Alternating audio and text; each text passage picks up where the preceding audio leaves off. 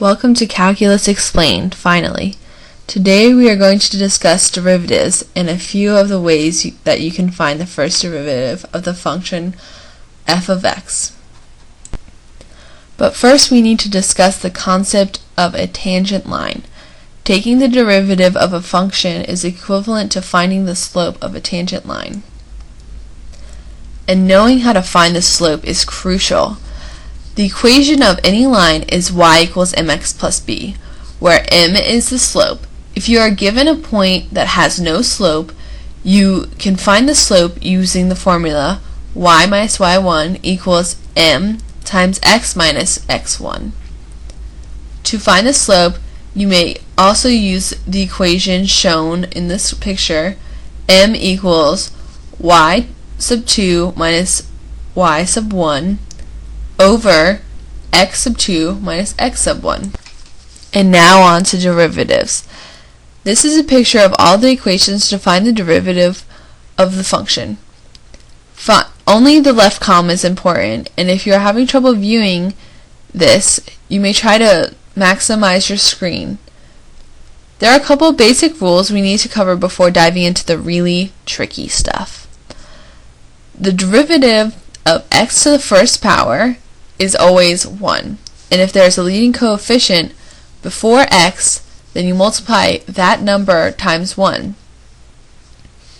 The derivative of x to the 0 power, or n to the 0 power, is 0. N to the first power is also 0. To find the derivative of x to the n power, put n in front of x and subtract n minus 1 as the exponent. Those are the basic rules you'll need to know before you can take the next step, which is the product rule. You will use the product rule when you have two functions multiplied to each other. By looking at the formula given, h of x equals f of x times g of x, you will note that the two functions are being multiplied to each other.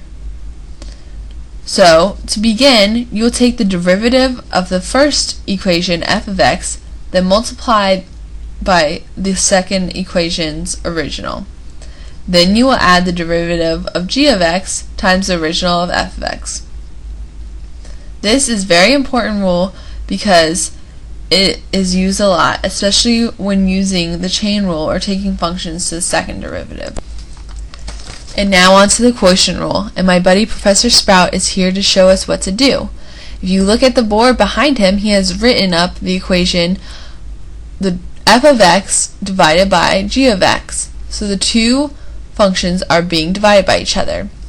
So to find the derivative of this function, you must first take the derivative of f of x times the original g of x, then subtract the derivative of g of x and multiply it by the original f of x. Now this whole one equation subtracted by the other equation is the numerator, and then you will divide the numerator by g of x squared. And now Professor Sprout is back to teach us about the chain rule. The chain rule is used when you have a function that is all multiplied by the same power. Whether what is inside the parentheses is being added or subtracted, it doesn't matter. This is all to the same power.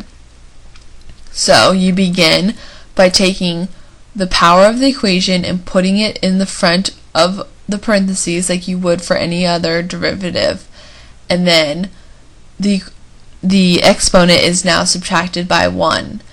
So if you take this example of x squared plus 1 to the third power, you must first bring the 3 in front of the function, as you would with any other function, and subtract the exponent by 1.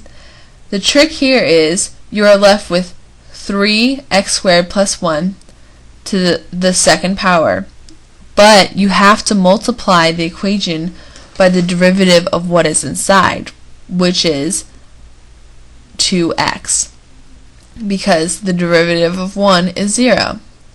So now the derivative of f of x equals 3 parentheses x squared plus 1 close parentheses to the second power times 2x. So you are left with 6x in parentheses x squared plus 1 close parentheses to the second power, and that is your answer.